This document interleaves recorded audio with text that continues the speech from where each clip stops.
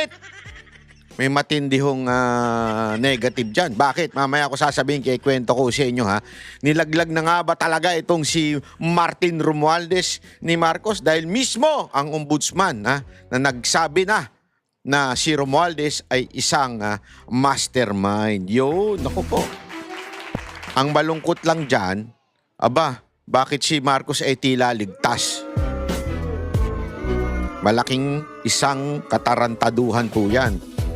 At syempre, isa pa, may malupit pong special announcement ang Iglesia ni Cristo at meron tayo nakuhang impormasyon mismo sa loob mismo ng kanilang main office. Mamaya ipapaliwanag ko kung ano yan kasi napaka-importante. Baka sabihin na naman ng iba, fake news. Di ba? O hindi fake news yan. Si Banat Bay pa. Naalala ninyo dati, meron din tayong special announcement na INC.